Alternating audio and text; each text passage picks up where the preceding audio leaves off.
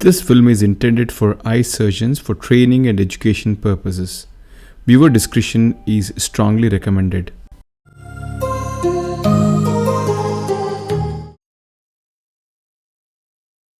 Hi, he is an 80-year-old gentleman who has multiple systemic diseases. He has got ischemic heart disease, for which he has undergone a placement of a stent. He is diabetic, hypertension, and he's also on the obese side, and he's on multiple drugs. But the pupil is like this. This is the maximum pupillary dilatation which I can get in this patient. The patient also has a nuclear cataract along with the posterior subcapsular opacity as well.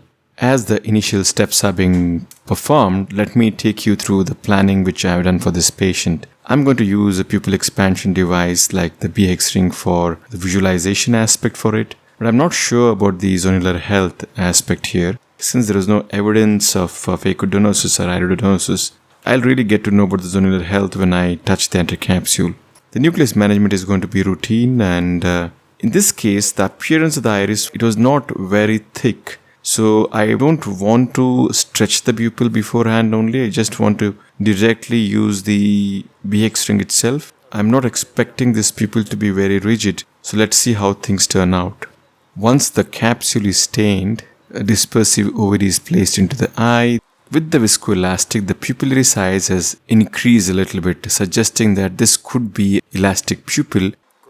A main incision is created.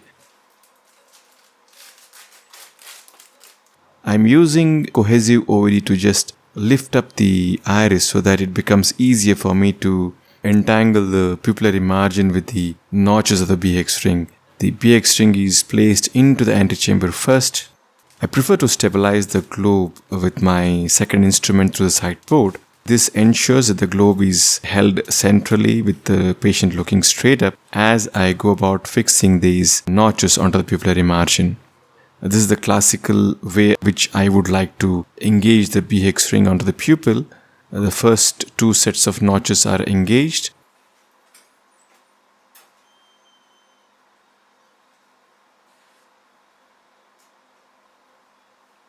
And the hands are switched and the last pair of the notches are engaged onto the pupil. The pupil expansion which I am getting now is quite adequate to manage this case. During the rhexis creation, I was relieved of the fact that the zonular health was quite good because I could tear the capsule very easily without any stress on the bag, and that was a good sign. A 5mm capsular rhexis is performed, followed by gentle hydrodissection.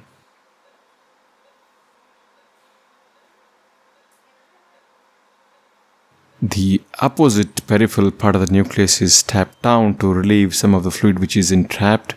This allows for completion of the hydrodissection. The nucleus is then gently nudged and rotated to ensure that it is free from the corticocapsular attachments. The nucleus management is going to be very typical. It's going to be vertical chop. Overlying epinucleus in the cortex is aspirated, followed by a small central trench. The tip is buried and the vertical chop is ensured. The fragments are divided into smaller fragments and each of them are being aspirated out.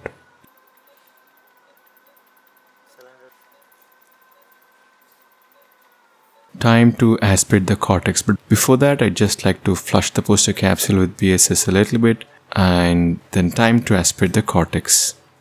The zonular health is quite good, so cortex extraction again is not an issue in this patient.